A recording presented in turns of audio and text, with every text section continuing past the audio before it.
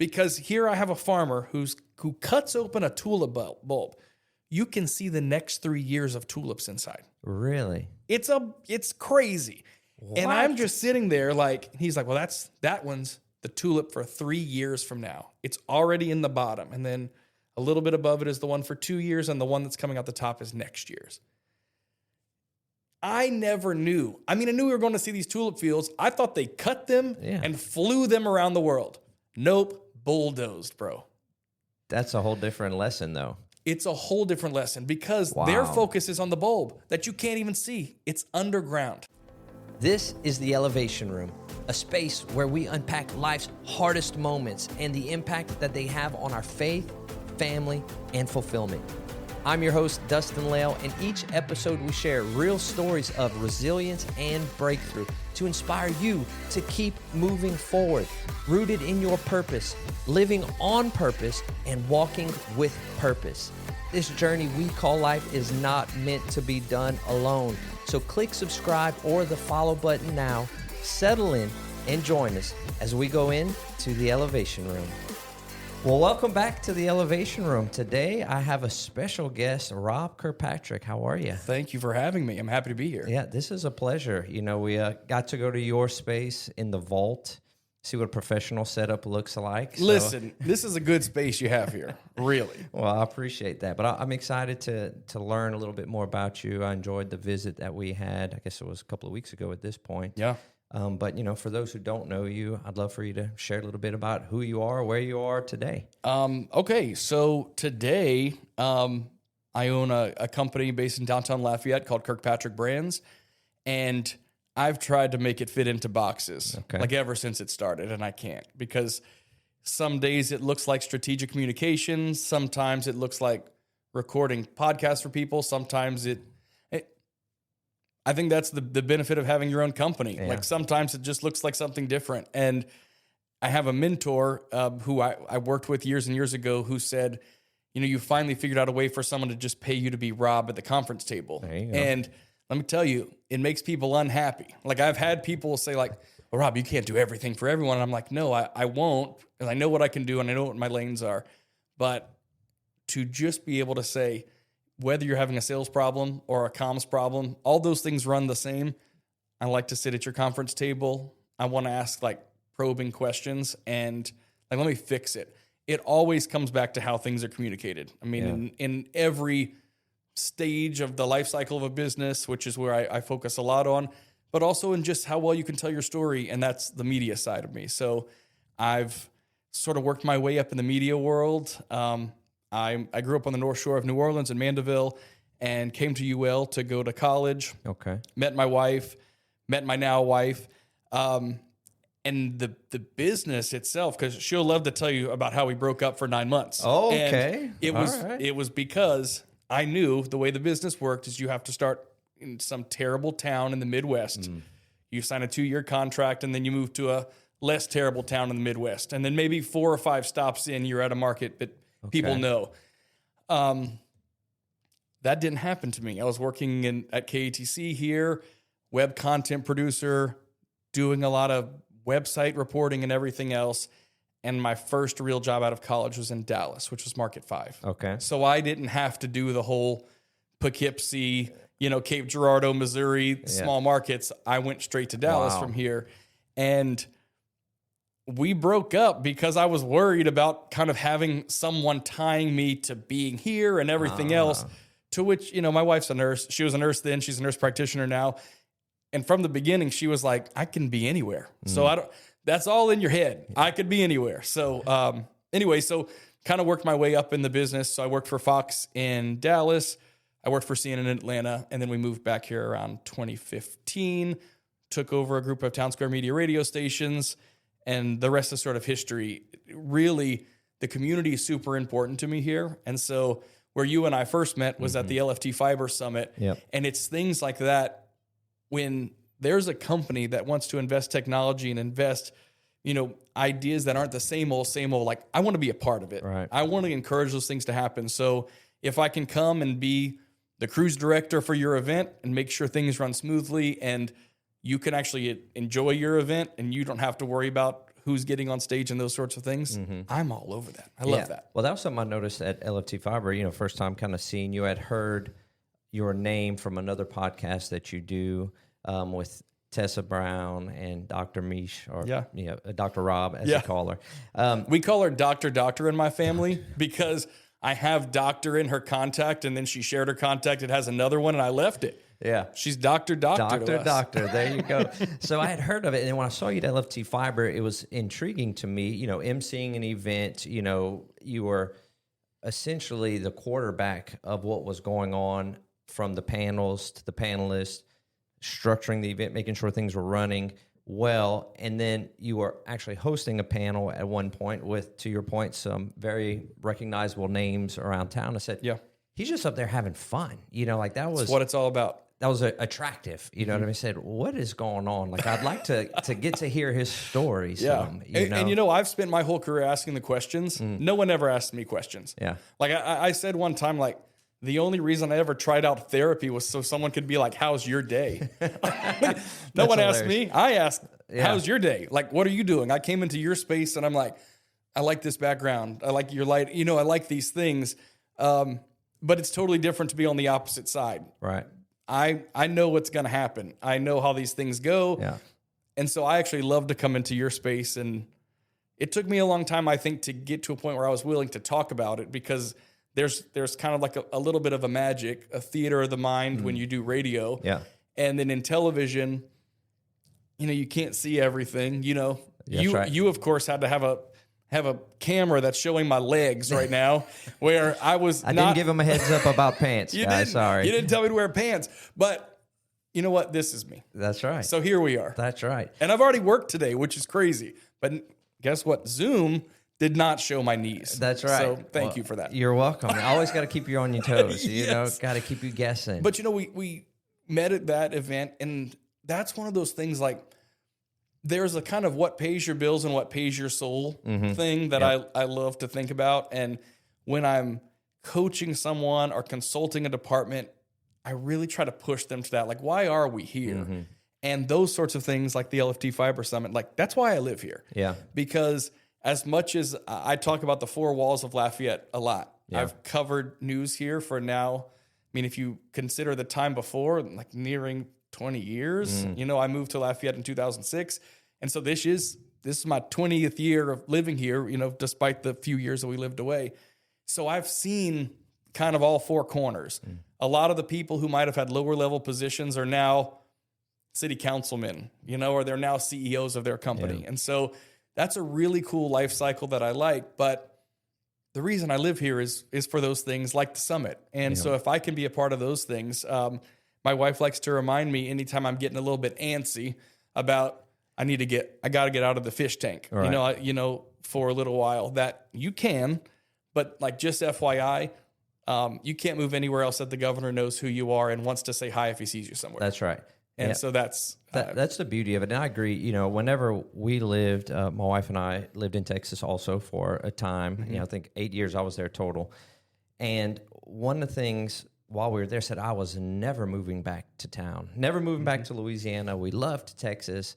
Anyway, we had our first kid and we were back within 6 months. But is it because you thought the same opportunity that you had there might not be able to be replicated here? Absolutely. Yeah. That's exactly what it was. In my mind, I had moved on to bigger and better things, and Lafayette was a regression of sorts when it comes to the opportunity. Obviously, all of our families here, and we love our family.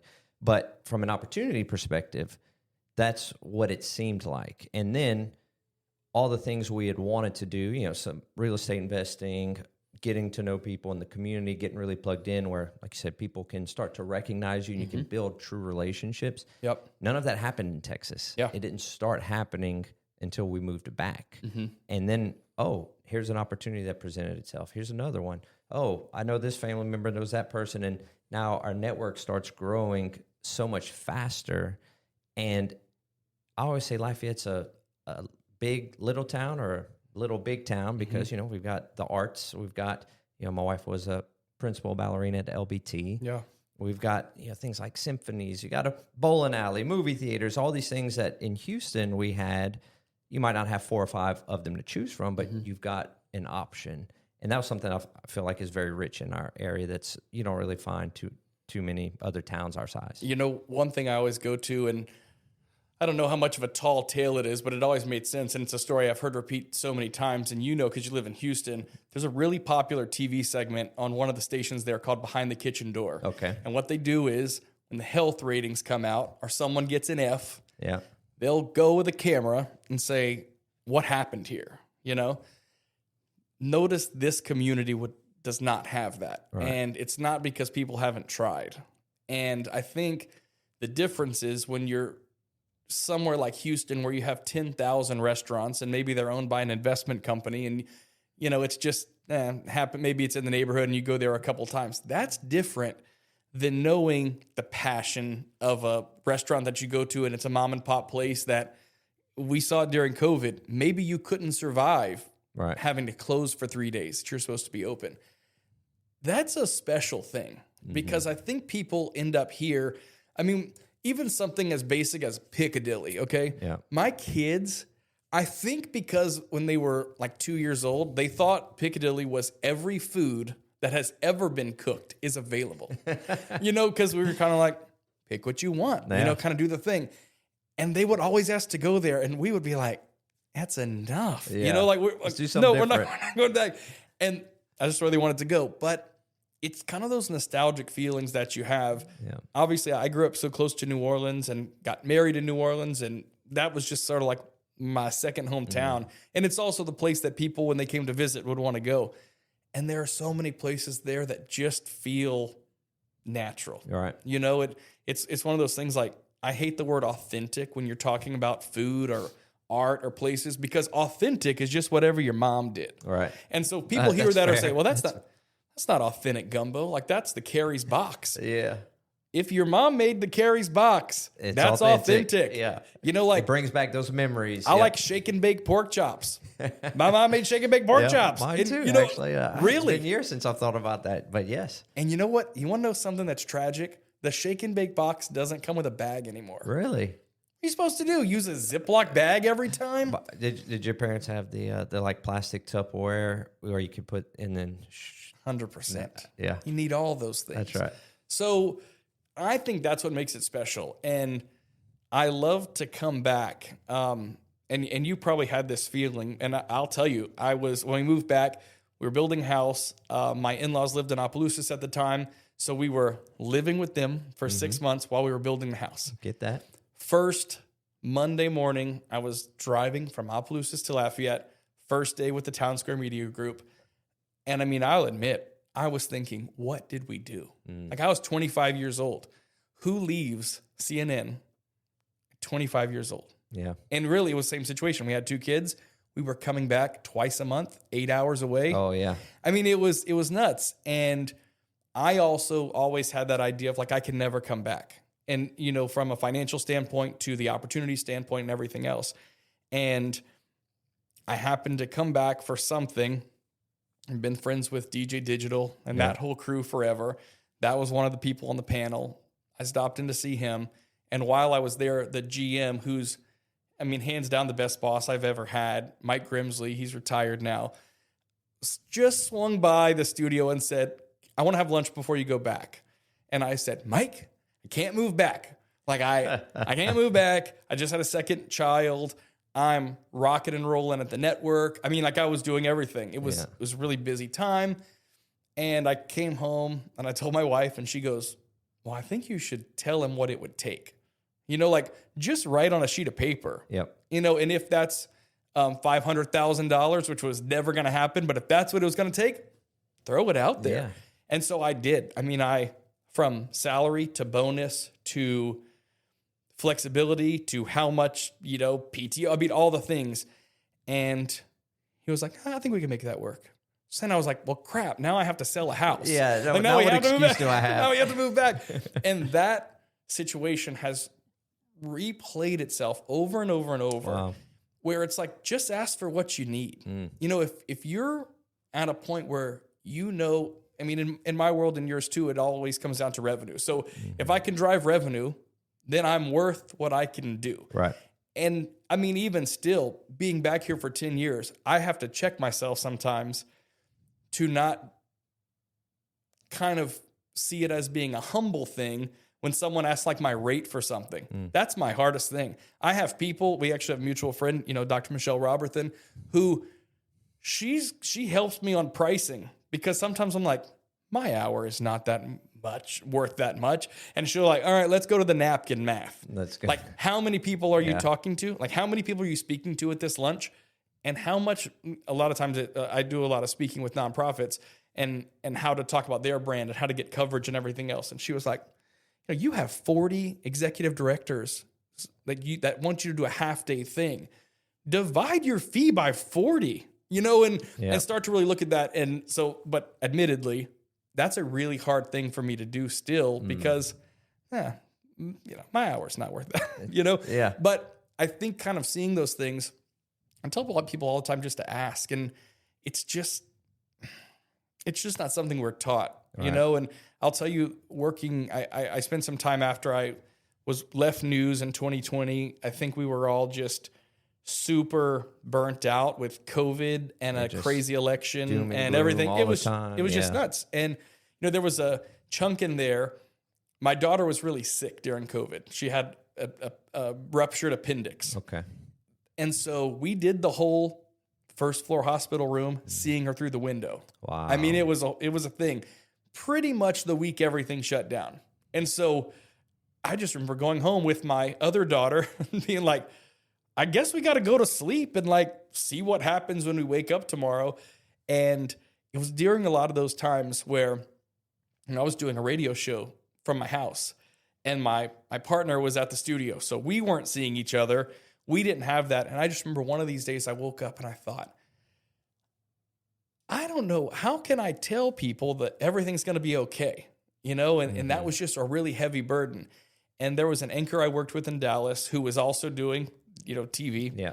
He's retired now too, Tim Ryan. Everyone's retiring around me. Uh-oh, watch out now. And I texted him and said, how are you getting on TV every day and just saying, and being positive? And he was like, Rob, you need to do like police officers, nurses, doctors. Put on the uniform and just do it. And sometimes you got to fake it till you make it, and so I was like, okay. And he goes, by the way, you're not solving this. Like, you can't fix it. So you just have to say what you're seeing. And that was pretty transformative. But by the end of that year, it got a little bit rough. I mean, it was just exhausting. But so I left and I went to do corporate comms in tech. And one of the things I learned working for a company out in California is this idea of like radical candor. It's like this book that everyone, they preach. They're like, when you start, we are a radical candor company, which you want to talk to me like, no, I'm Southern Hospitality, which is the exact opposite of radical candor. Yeah. And I couldn't imagine how in this startup, which was a very successful startup, but still in an early phase, I mean, they would drop someone and no emotion. Like, it's just not working. And the person who was on the receiving end of that news would be like, okay, cool, I'll get another job. They were just used to it, used to that That's delivery. That's how tech works, you know? And so I went through the whole Silicon Valley Bank crash that happened and it affected tech. That was like the investor bank. And I just happened to see, like, I'm not going to have all my eggs in this basket. And it was just a very kind of transformative time, which really laid the groundwork for what I do now, because you can't be emotionally attached to it. You know, I listened to your episode with Tommy Dauphin, and he was talking about getting fired.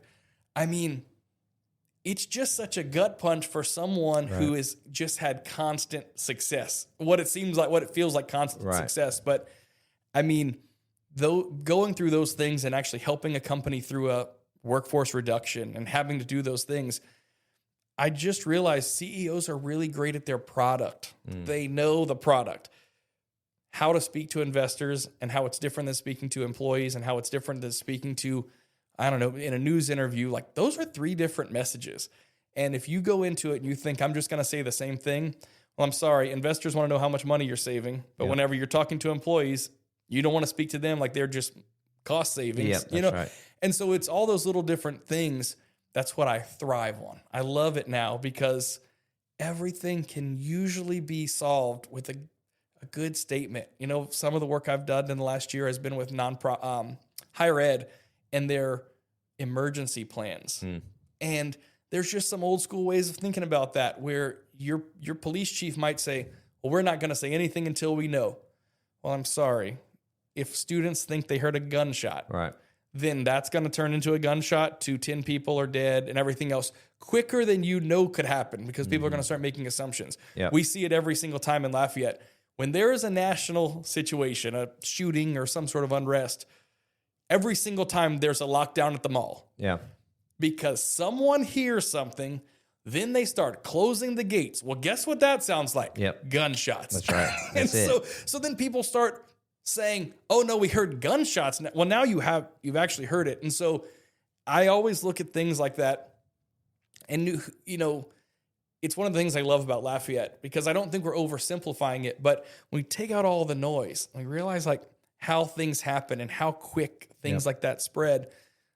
I love to take those into other places and say, like, you know what happens every time there's a report or downtown, there's a stampede. Right.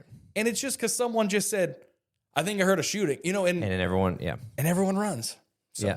Well, because you've seen and been through so much, right? From the Silicon Valley Bank investor crash or run out, whatever. I remember when you shared that with me, I said, that all the way on the West Coast, you do a lot of traveling, you've been a lot of the major networks and still enjoy being here. Mm-hmm. But I'd like to unpack a little bit further on, it's not always been glorious, amazing. You've been through some things too. Yeah. I would be interested if you would unpack one for us because you, like you said earlier, are always the one asking the questions. Yeah. But I'd love if you could get a little vulnerable in a situation that, might not have gone so well or something that was a really valuable learning lesson that you carry with you today. Well, I think just in general, one of the things I learned, and I did mention earlier, having a therapist or seeing a therapist 2 years ago, I guess it's maybe been 3 years ago now, both of my grandmothers died within 9 days of each other. Wow. One was expected and one was not. I'm talking everyone had just gone home from the first one. Wow. Bam. And it was one of the only times, because you see, I work in marketing and I work in television, so I know how to create an image of something, or how to, on the news side, like how to stack a show so that it makes frame sense. Something exactly. How it makes sense. And it was one of the first times like I couldn't make sense of it, and so little things, even on the professional side, was like, I would go to my office downtown and you haven't come upstairs yet, but there's a couch in my office. I'd go there and be like, I got to take a nap. It would be 8:30 in the morning. And I'm just like, I can't, my brain is just so hard, Yeah. And so I think really early on, sort of accepting what your professional strengths are is not necessarily a personal strength. And that's something that had always been together. My grandpa was the original Robert Jerry Kirkpatrick, who retired in his early 50s. That was his plan. He did it. Called my dad one day while he was in college and was like, I've had enough and we're retired now. Okay. Lived for 47 more years, lived for 47 years retired. Wow. And so education and career and everything were so high on the value list that's how my dad saw things. So that's how I saw things. And so to always have a plan is something I was never vulnerable for anyone to ever know my working thoughts. Here's what I'm working on. We'll see if it makes sense. You wouldn't have heard about it until I have a way to do it, a sponsor for it, everything else. The plan was mapped out. And that is comforting. That is where I still am. But one thing I've had to realize is if people don't see it along the way, they don't know the thought process, so no one around you can learn from it. It's one of the things I love about the vault and the reason that you came down there. All the things in that studio are movable. Nothing is anchored down. Yeah. There's nothing in the ceiling, and that's on purpose. Because I move it around all the time. Sometimes I just have to do things. My kids laugh because when I have writer's block or I just feel stuck or something, I'll move my furniture around in the office. I just need to look at the room in a different way. Okay, that's a cool. I have a what is I think it's in Atomic Habits that talks about creating spaces. Yeah. Where you're like, hey, this it's one room, but this is your writing space. This is your reading space. This is your social space. And if you need a shift or a change in perspective, that sometimes rearranging helps your brain create new pathways. Well, and I'll tell you, even on the kind of letting people see the working thought process, like that's something I've always held very close. Because when you're sitting in a control room and you're making changes, I mean, at the time that I lived in Dallas, we had on my station the Super Bowl, the finals, and the Texas Rangers like had a, World Series run. I was sitting in the booth for all those things. Oh, along the way, there was a royal wedding. Prince William got married, and my station was the Fox station for everyone. Okay. So we boothed it here to all the rest of the country. You can't talk about how you're thinking about it. You just have to do it. And so kind of, I would say on the vulnerability side has been like, I can't do that with my wife. Like I can't do that with my kids because I'm just a decision. Like, let's just decide and move on. And so it's funny. I told you I just got back from a trip, and there were a couple times I said like, it's not decision fatigue I have, it's discussion fatigue. I can't talk about it anymore. Okay. Like, let's just decide. Like, let's pick the restaurant. And thankfully, my wife is super patient to be like, no, it's okay for us to discuss it. Okay. Like, it's okay. It's just not comfortable for me. And so I have to take a deep breath. Maybe I have to walk out of the room and come back and say, okay, let's talk about what Christmas ornament you want to get from this store. Yeah. Because I'm such a delegator, like, whatever one of the 11 that you're going to pick, I'm going to love it. Yeah. It's going to be great. She wants to talk about things. So I really had to decide those strengths that I have as a marketer, because a lot of times let's not discuss things. I'm sitting down. You don't even know why we're doing it, except for me to like look at it and be like, this is wrong. Like, this feels wrong. Let me tell you how it's supposed to feel right. And that's how a lot of consulting goes. And I'll tell you, there's a part of it that my clients know that's how I operate. I can just look at it or hear it and say, that's not what you're trying to say. Yeah, and I wonder if the professional setting reinforces that for you in the sense of, if you're doing a consulting, right? You are de facto an expert that's in the room at the table that people are looking to for advice. And so what you're processing, and as you're processing, it has to be done internally, because when you speak to your point, hey, I'm communicating, this is right, this is wrong, maybe this is why and the direction you should go, versus, well, if we think about this or if we do that, may come off as indecisive or more of a facilitator approach, similar to, hey, maybe when you're emceeing an event, you're like, oh, hey guys, what do y'all think about doing this? Like, no, hey, this is what we're doing. This is how it's going to be done. This is the schedule, and we're sticking to it. Yeah. And so I wonder if that professional environment that you find yourself in also reinforces some of that. Well, and you know what I think the other part too is, I'm blessed enough to be able to really pick who I want to work with. So I'm not even going to take on a client if I get the feeling that it's going to be micromanaged that way. Yeah. Like LFT Fiber, for example. Scott Prather was kind of like the head marketing guy, comms guy that was doing everything, and Michael Swallow, the director. I know them both enough, and they know what I can do, that I can say, don't worry about that. Gotcha. Like, worry about other things that I can't be in control of. We're going to run on time. If I feel like it's starting to get boring, then I'm going to shut it down. So when I do something like the LFT Fiber Summit, they know what they're getting. I'm going to be in control of the flow and how things feel. And I'll be honest, it's the TV producer in me. Okay. I mean, even has to run on schedule. It has to. And if it felt like it did that day, which you were there for the whole day, it's because I had built in some wiggle room. Gotcha. We might have only had 5 minutes between sessions, but you better believe the moderators thought there was 10 minutes. Ah, okay. And so it's just like being a parent. Sometimes you just have to, sometimes you need to say we're leaving 15 minutes earlier because it's going to take forever to get out the door and you can still run on time. That's just how those things go, And I always laugh because the TV person in me, and, Rob Perillo was my first meteorologist, when I was producing. I would always hide time and weather because weather can go on forever. They're not reading. I could tell Rob, like, you got 6 minutes, and he could fill 6 minutes and be entertaining. But I also knew that I kind of squirreled away some acorns in there. So if something else goes long, I can start taking time from weather. Gotcha. And let me tell you, the meteorologists don't like when you take their time. And you could say, but it's sunny. It's sunny outside and it's 72. You don't need 3 minutes.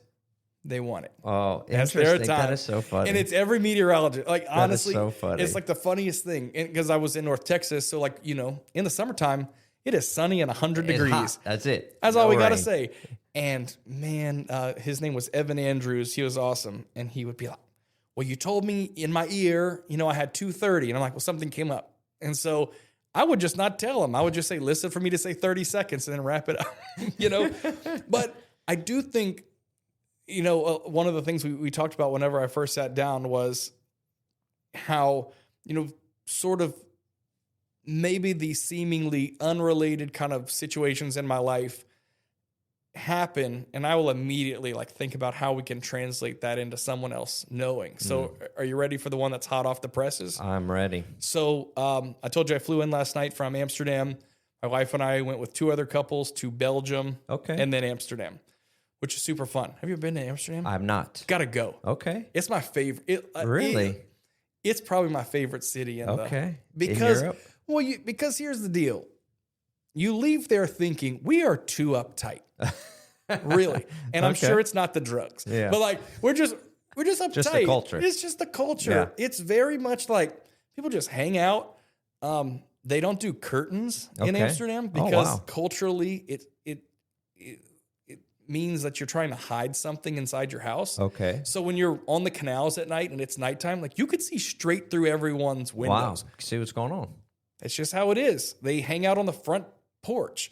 No, there's no backyards there. So like if there's a house party, they're hanging out the front door. Okay. Anyway, so went to the tulip fields. Okay. This was nowhere near, not even like number 87 on the bucket list of Rob. Okay. All right. I was rolling my eyes the entire time leading up to this trip, like, you know, see some tulip fields. Are you kidding? We go. It was impressive. Acres and acres and acres of tulips. All right. I'm about to break your heart here. Okay. The tulips in Amsterdam, they bulldoze them. Really? They don't cut the tulips. The tulips that you buy at the store don't come from there. The bulbs come from there. The tulip flower on the top is just to tell the farmer how good the bulb is. So if there's a problem with one, they know they have to take it out. But so all they care about is the bulb. Wow. They just care about the bulb. And so here I am, not really happy that I'm loving this. Like when I tell you it was a whole day and I was just like, let's go see more. Yeah. Like, because it's every color. I mean, it's vibrant. It is beautiful. And I started to think, all right, what's your tulip and what's your bulb? Oh, wow. Because the tulip is your product. Mm-hmm. Like and what you do, it's the fruit. All right.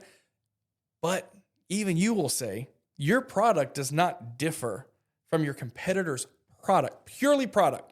Your difference is in the service of it. Right. And in the kind of resource that you are, the relationship you have. That's the bulb. And it's under the dirt. Mm-hmm. So you can't even see it. Okay? I love to take those sort of lessons because here I have a farmer who cuts open a tulip bulb. You can see the next 3 years of tulips inside. Really? It's crazy. What? And I'm just sitting there like, he's like, well, that one's the tulip for 3 years from now. It's already in the bottom. And then a little bit above it is the one for 2 years. And the one that's coming out the top is next year's.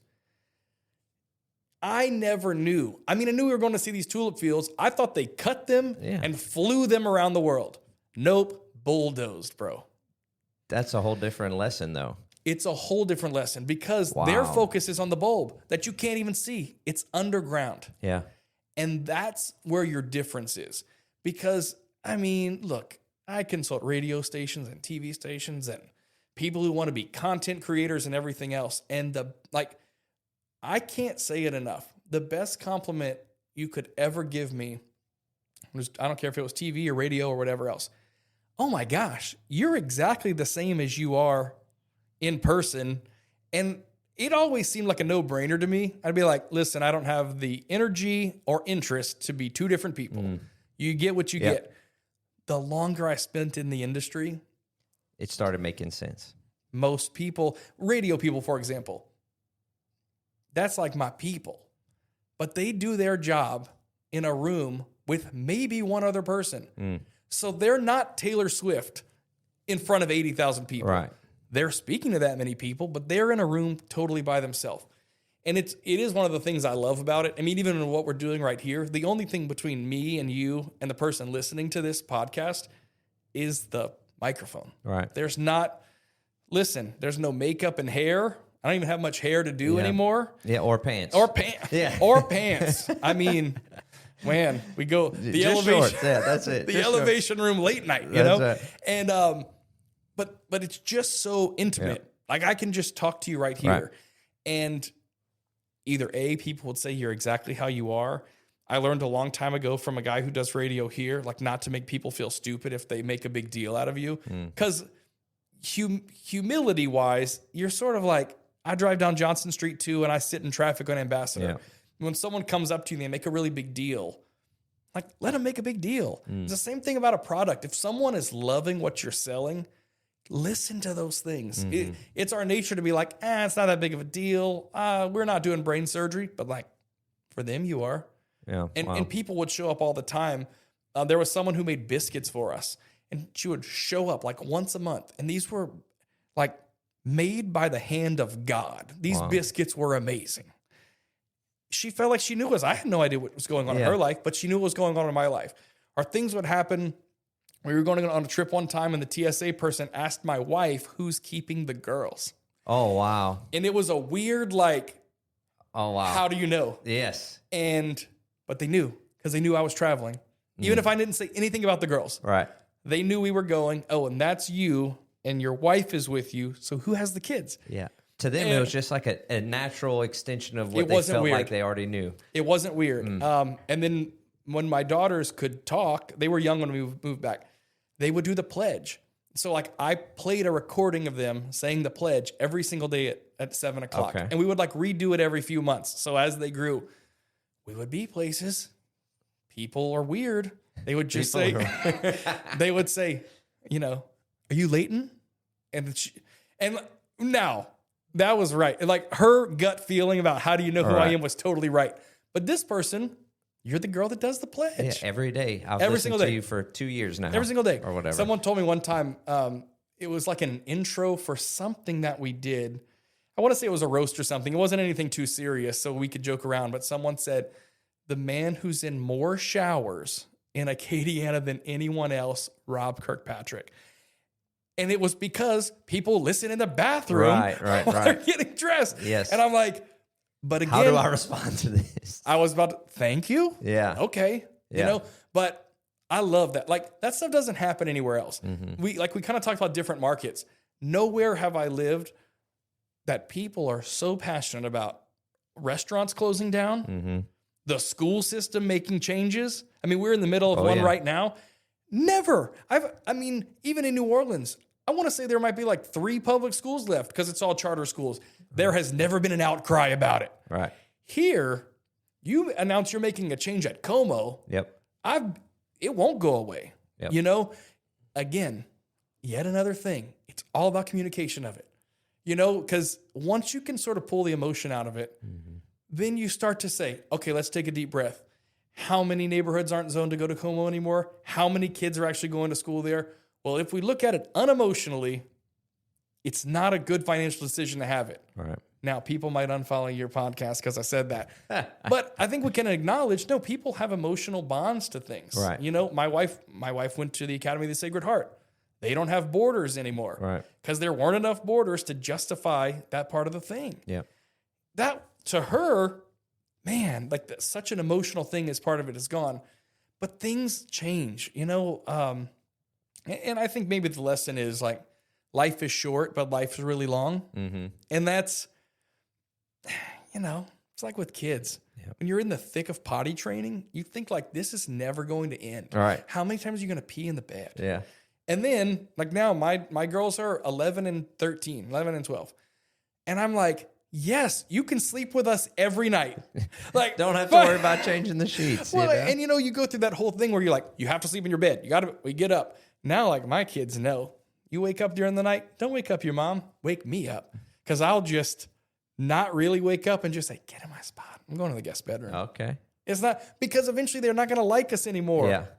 I don't know. All and good. I think a lot of that stuff comes with just knowing. Yeah, and I think back on the tulips because that's very profound of the one, the one for next year's here, the one for the year after that, because a lot of the work that you put in, you being any individual of, hey, I'm going to study more today, I'm going to sharpen this tool, whatever the case may be. A lot of times in life, what I don't really appreciate as much as, growing up, you have sports, like here's pass, fail, you do well, you don't do. It's immediate feedback, if you will. But a lot of things that are worthy and worthwhile in life, you just have to be disciplined and just continue doing the right things over and over again. Yeah. And eventually, hopefully, you'll see the fruit of that. But it doesn't usually happen right away. But you just got to kind of have faith that, hey, this is going to work out in the direction that I'm hoping it does. And that, my brother-in-law is a pilot, but he was a naval pilot where he was training, young people in the Navy, young soldiers and man, he's going to kill me because they're not called soldiers and they're in the Navy. What are you? You're a Navy sailor. There you go, a sailor. I don't know if you're still a sailor if you're fly flying, in the Navy. An airman, let's just maybe. go with it. Okay, let's just go with it. These young kids who were scared to death of flying. Okay. And he would always just say okay, so the plane is really rough. Because guess what? In the military, they're not flying for Delta. Right. They're flying for a mission, not for comfort. And he would always say a couple things like, look at the end of the wing. The wing's really not moving that much. You're moving more when you hit a pothole. These are just potholes in the air.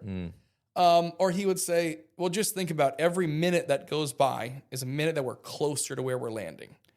And they are just a lot of those things like that, anchoring thoughts. Yeah. Let's just talk about something in the future after we land. What are you looking forward to? An engagement party or something what are you wearing? What are you drinking? And really focus on those things. Those are so important in life, in business. And I think it's why I like this kind of era of consulting that I'm doing, because sometimes it really is professional counseling where I just have to say, everyone's having the same, your problems aren't unique. You know, one of the things in therapy that made me so mad one time was Rob, you just have to accept you suck like everyone else. And I was like, no, I don't. I'm a gift to this world. Are you getting? And then it really hit me, and I'm like, funny. You're right. I'm putting all that heaviness on myself. I was actually thinking as I was frolicking out to my car, coming home from the whole tulip experience today, that I think one of the coolest things is you're in your 20s, especially me. I had a full-time job the first semester I moved here, and I didn't even tell my parents because they didn't want me to work. I just had a job. Just did it, yeah. Then I was just I'm doing this little radio thing. And then I remember my dad coming and being like, are you doing a radio show full time and every morning? And I'm like, yeah, but I'm done by 10, so I can then go to class. And you just, I think, get in this world you just want to grow up and you just want to. Now, I'm knocking on 40 and I'm actually trying to figure out, trying to kind of work your way through things. Yeah. That's fun. As much as, the number of hours of just heartburn and stress about starting a business. Yeah. And then I start to think about, would I work for someone 40 hours a week in an office? Absolutely not. That's when, because it is fun, and it's sort of the idea that the good old days are right now. Right. It's those things you look back on because your kids are younger than mine. But the one thing when I look back at pictures of my girls when they were 3 and 4, the only sadness I have, and I've asked my parents, it's sad. It's sad when they're getting older, but I always thought it was for the wrong reasons. Now I know the only thing I'm sad about is I feel I could have enjoyed them more because it just changes. The worry never goes away. It just moved on to something different. And now it's what are we, 13 and 11? And so now we're how do we make sure we don't engage in mean girl behavior? Right. Which is just the new potty training. Yeah. It's it's just a new thing. And then everyone goes, and my mom comes to my house, she has no kids living at home anymore or anything else, and she just wants to do laundry. And I'm like, don't you do not have to come over here to do laundry. Like, you don't have to. And she's like, yeah, but I used to do laundry every single day with 3 kids. So like, there was always laundry. She's like, it's just kind of me. Gave her something to do. It's me now. I do laundry once a week and that's enough. And it's just totally, I mean, I can't imagine ever getting there. But yeah, I mean, I'm the same way. I do laundry, too. That's something I do at the house. I'm like, oh man, more and more. But it's all good. One day we'll. I think I look at some friends we have that are a little bit further along and right about empty nest phase, and I'm like, man, I can't even imagine being there right now, and nor do I want to be. I remember whenever I think it was maybe 2 Christmases ago, my in-laws took our kids on a little vacation, and it was just me and the wife. And I remember the first night we kind of were looking at each other and like, I can see how people, when they get to empty nest stage, how it can be very difficult if you haven't put intention in your marriage, if you haven't kind of have some sort of a plan of like, hey, what are we going to do? Because all of a sudden the house is quiet. It's empty. And you're like, hi. Yeah. I'm Dustin. Yeah. Well, and I think that's the hard part, especially like that trip we just went on. We didn't bring the kids. Yeah. And sometimes it's like you find yourself so tired at the end of the day. Like it is a good night. All right. I can't, again, I don't like a discussion. Right. Okay. Like, one day just call me and be like, Rob, I want to discuss something with you, and just keep saying it. Rob, hello? Hello? Just keep saying you want to discuss something, and it's funny because like you just don't have that time. And I mean, Lord, we are everywhere. I mean, there are sometimes I'm going to sleep with the lights on in the room with, just because like I have to get up in the morning and you're still doing whatever. So to kind of be in the same place, you have to make time for that. And so like my mom, we always say we're like importing her when we're going out of town because the girls know like Grammy's coming. And it's one of those things we have to remind ourselves of. Ever since they were really little, my mom always wanted them for us to leave. Like I like hanging out with you guys, but like y'all have to learn how to still be this couple. Yeah. And it's funny because when you start to think about it, and I promise you do too, we just do some dumb stuff that's just because that's how we do it. We have a tradition, like anytime one of us has gotten a new job or a promotion or anything, we have dinner at Chili's, which seems hilarious because that's where that's where we're picking. That's the spot. And it's because when we were 19 years old, like I got this job in Dallas, okay? That was the place that we went. Like that was the place we printed out all the benefits and we looked. So now our kids know, like if we get a good thing, like we're going to Chili's. We're going to Chili's. Let's go. What's a $27 dinner? It's great. And it's like, we just do it. And it's one of those things you don't think you're making a tradition. Like every tradition had to start by one thing. Right. My kids, if we're going on a trip somewhere and I have to pack the car, they want the car backed into the garage. I never knew it was a thing until like, I want to say my daughter might have been 6 or so. She was like, well, when are you get back into the car, back into the garage? And I was like, what do you mean? She goes, well, you always back into the garage when we go on a road trip. And I'm like, okay. And I literally told my wife, did I do that? Because it was probably raining. Yeah, like it was there was probably a reason for it. And so I was like, all right. And then I was saying something to my mom, and my mom goes, well, your dad used to back the car in to load the car.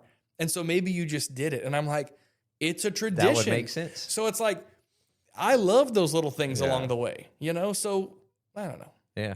Make it happen. No, I love it. Well, I mean, you're talking about traditions. I mean, we might as well go into the ABCs of the elevation room here. I love this portion of the show, by the way. Yeah. Well, good. Well, then you get to be a part of it. I'm excited to hear. And I specifically did not pre-think. All right. Because I want it to be fresh. Okay. Well, because no one asked me questions. We've already talked about this. There you go. The A of the elevation room then is advice you would give to your younger self. Appreciate and enjoy being the age you are. Mm-hmm. You need to be 22 and stupid. Yeah, there you go. I've been mentally 42 for at least 12 years. That's good. I just, in my mind, maybe because I didn't discuss and I didn't show people my thing, I wanted to be that. I talked a little bit about my dad. one of the things when he retired, he completely changed. Everything was job. He traveled a ton for work. He missed a lot of things. And it wasn't until after he retired that he was telling me the story. His assistant, who he had worked with for 20 years, calls him crying like the Monday after because all the awards came off the wall. And she was like, they took down all of our awards. Like, we've done whatever. And he was like, because there can't be a monument to someone who's not here anymore. It just changes. And it's weird because my dad and I have gotten so much closer since then, because he's like, you're wasting your time. What are you doing that for? And I'm like, Dad, are you kidding? Are you telling me this right now? Oh, well, I don't know why. I don't know why you have 2 laptops with you. Who are you, sir? Yeah, I don't know. He walked we were somewhere and I had 2 laptops out. And he was like, what is this? We have stuff to do. We're going to the beach. And I'm like, well, Dad, I have a work laptop. I was keeping the stations on the air at this point. And I have my own. That's a waste. Let's go to dinner. And I really appreciate that now, because I did not take the time to be 21 and to make mistakes. Because at 21, I knew where I was going. Like, I've known since I was 14. I know exactly where I was when I decided news is what I was doing. 14, biology class. I was doing morning announcements. This is what I'm doing. I went to the finals a couple times when the Spurs were in it. My dad lives in Texas. And I have a Spurs finals ticket that's signed by a news anchor that was sitting next to me. Wow. My dad is like, you kidding me? Like, who, whatever. I'm like, that's my Super Bowl. Yeah. Like, even coming to your space, like, I like all these lights.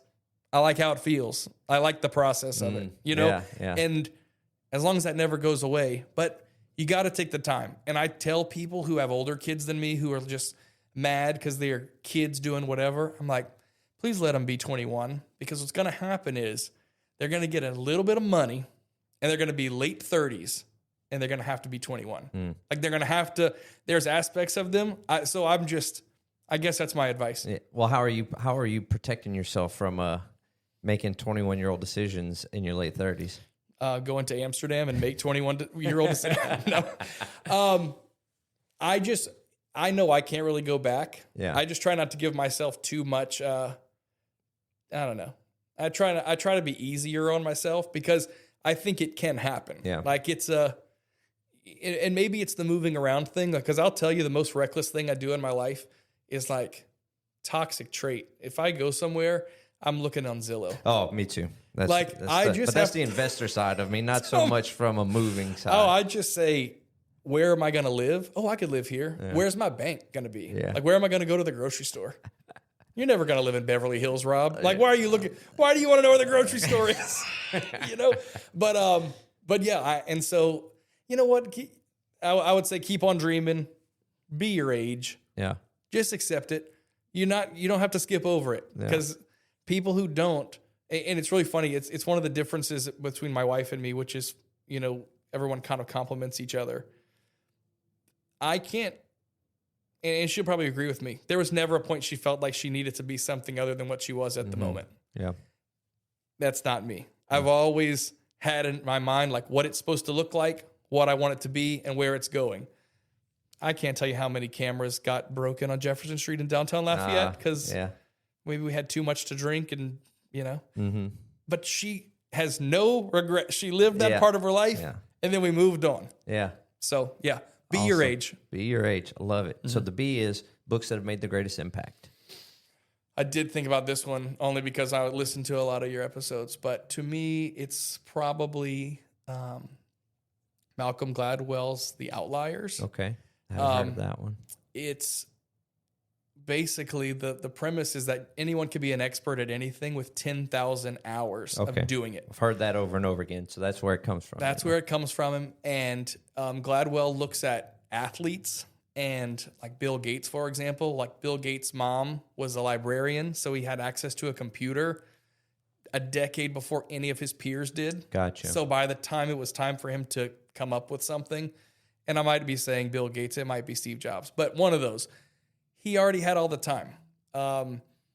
He also talks about athletes, why people hold their boys back a year so that they're 1 year bigger. Well, then they're bigger and stronger, so they get more attention, they get more practice.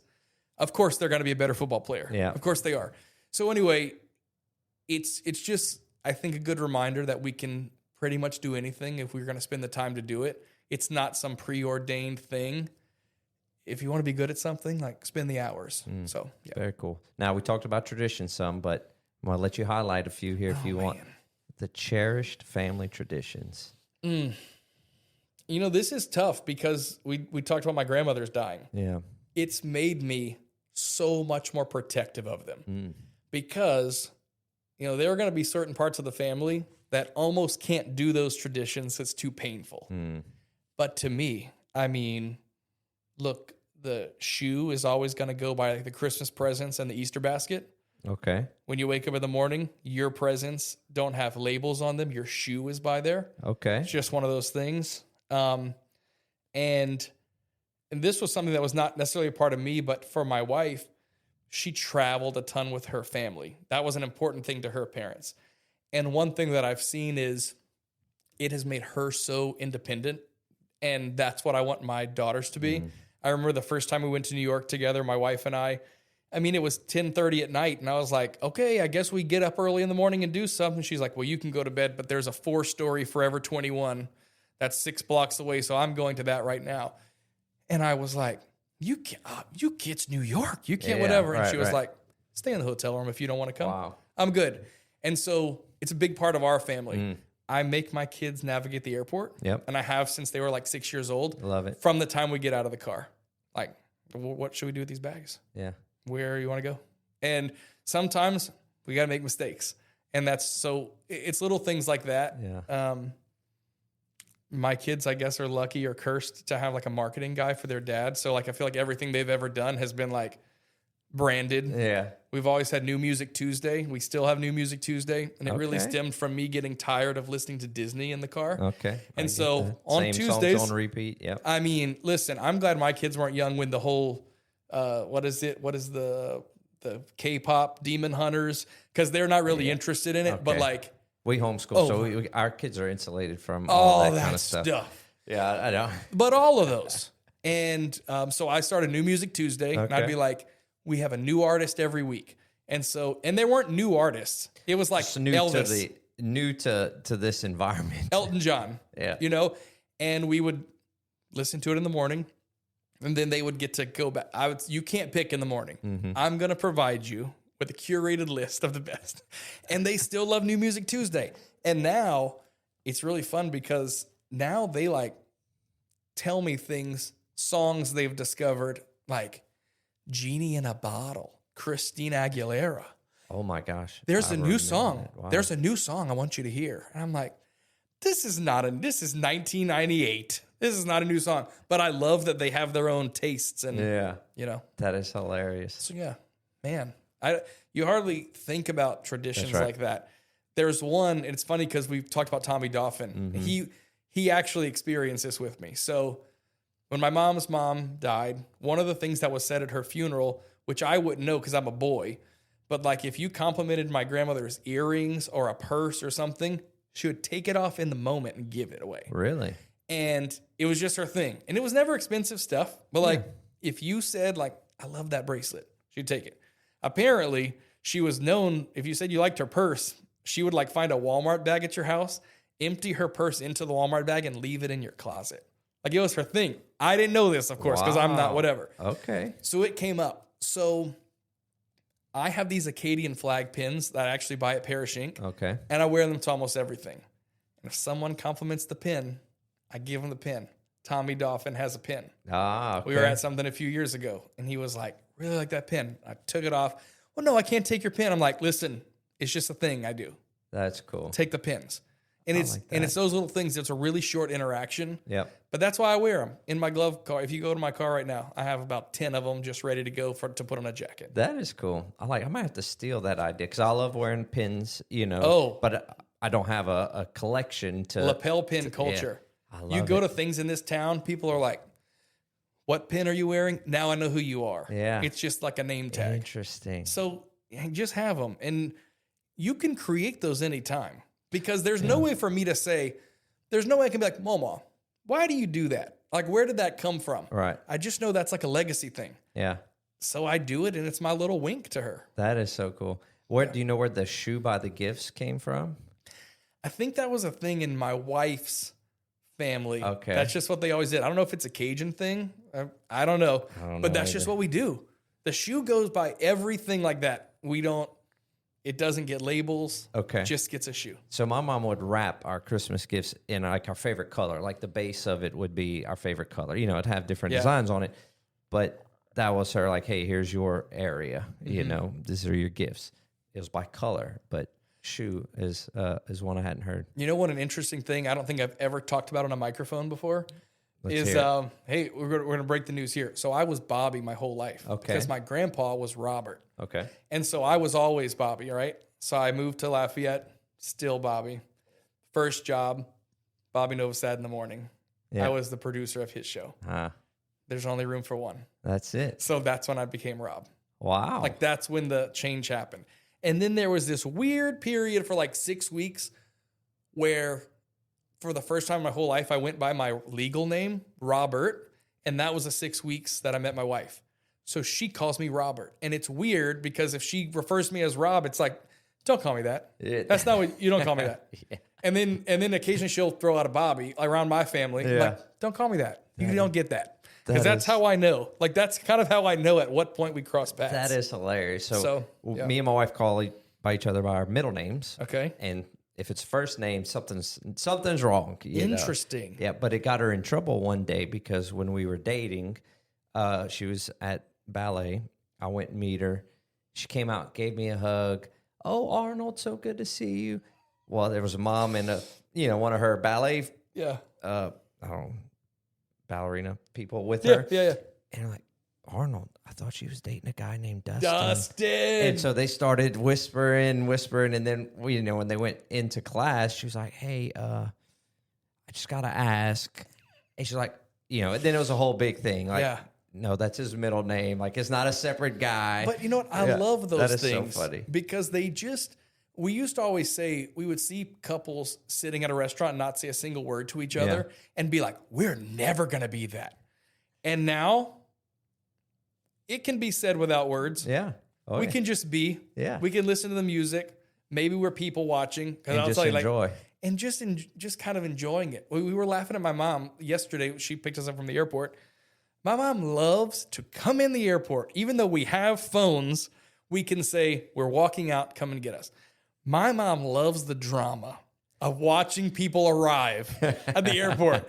And she's also going to cry at the pledge or the national anthem every time.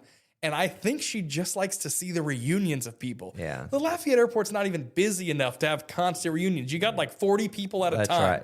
And most of them are like us. We'll text you. Right. Don't come in. Yeah. I'm not paying to park. Yeah, that's right. No, my mom was there with my kids waiting. That is so funny. And I love, but it's it. those little things you kind of say, I'm never going to do that. And I'll say it's something that, we'll have to talk about in the future. But I've kind of tried to really give up on the black and white beliefs that these are how things have to go. Mm-hmm. The gray area, I think I've put on something like embrace the gray. Yeah. Because the gray area, you don't know what someone experienced 13 years ago that has informed this decision. Mm-hmm. But we are kind of taught to look at something and say, no, I would never do that. Right. And then you're like, mm-hmm. It's one of the things I love, like psychology, because it's like, you read some like the early mental health research and it's very clear, like, yeah, we all have the potential to be a serial killer. Right. And that's scary because you're like, I would never. You didn't have the circumstances. You didn't have abuse early in your life. You didn't whatever. And I think sort of recognizing those is one of those things like why I love people. Mm-hmm. And I, don't really worried about getting too comfortable too quick. I had this woman who worked for me several years ago. And on the first day I started, she was someone I inherited. She was already on the team. And she was just like, so how many kids are you going to, day one. So how many kids are you guys going to have? Are you finished? Are you whatever? I don't do small talk. I just do big talk. And on the first day, I was sort of like, well, this woman's going to be a challenge. And then a week in, I was like, there's no questions. Yeah. No, there's no question mark with her.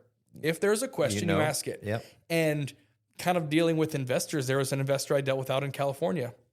no shame at all to call me at 2:00 in the morning because he wanted to help work on the press release talking about his investment. Nobody does that stuff, but he's just so into it. So you know what? If you're into something, be into it. Yeah. Don't go all in. Don't not do it because, I mean, look at this thing, the show that you mentioned earlier that I'm doing, Kirkpatrick and Company. I resisted doing a podcast ever since I left the radio. People have asked me, hey, we want to do this. No one's doing interviews, whatever. And I just said, I'm not doing it. Like anyone can do it. I'm not doing it. Mm-hmm. And then I had someone ask me and say, no one's asking us the right questions about this. And I said, okay, if I can do a project where it's just people I like, no one's telling me who I have to talk to, because I want to know who you are sitting in your recliner at your chair in your house. Because I think that's where it really is. What you put out to the world. I mean, everyone has to have like a public persona or how they do things, but I want to know, like, why is it? Like, what is your thought process? That's what's so interesting to me. And when you turn that into, you're really kind of the theme of this season of Kirkpatrick and Company is about investment. And it'll be like, we'll talk about investment in yourself, investing in the community, investing in the next generation. And because I just want to know why people maybe give things the time of day and have an actual conversation. Because people say things all the time on social media, post whatever. Yes, it's the highlight reel. I mean, I had someone text me earlier and just said, I want to know how you just pop up in Belgium. No one even knows about it. You just pop up over there. What am I doing wrong in my life? And I'm like, not doing anything wrong in your life. I've been planning on this trip for 6 months just because you didn't know. Hello. Just because I didn't say I'm planning on this, like you can do that. You don't have to have everything out there. So I don't know. I really am excited about just sort of getting back to actual conversations.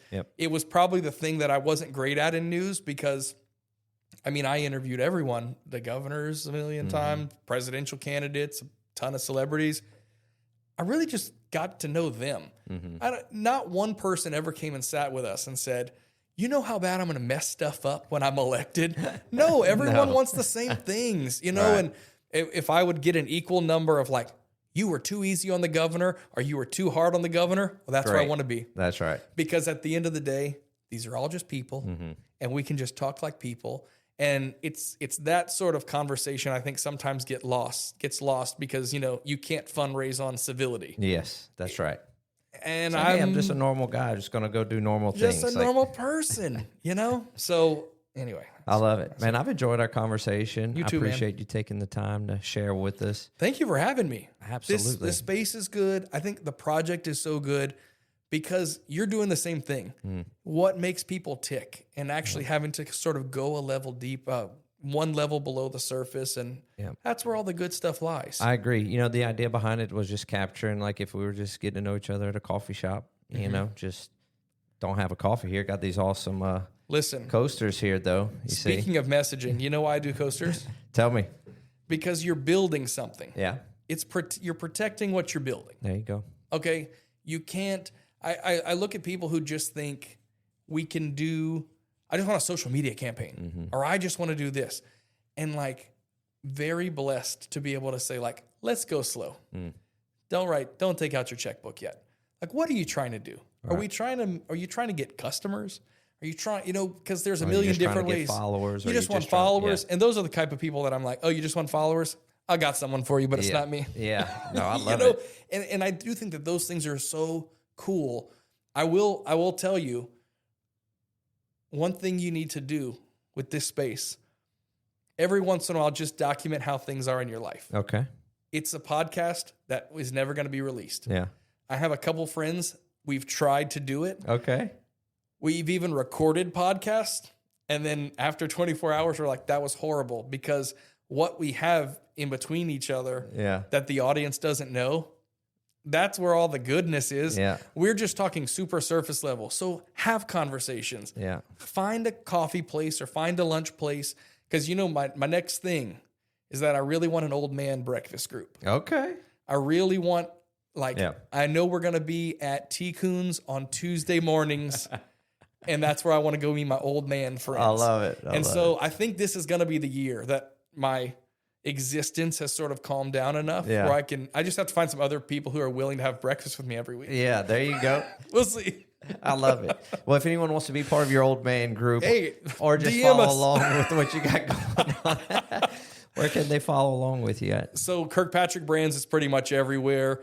It started out as Kirkpatrick Brands, the verb, and now it is just sort of a collection of different brands. Parent company, umbrella company, holdco, whatever. Please call it that. It's the parent company. There you go.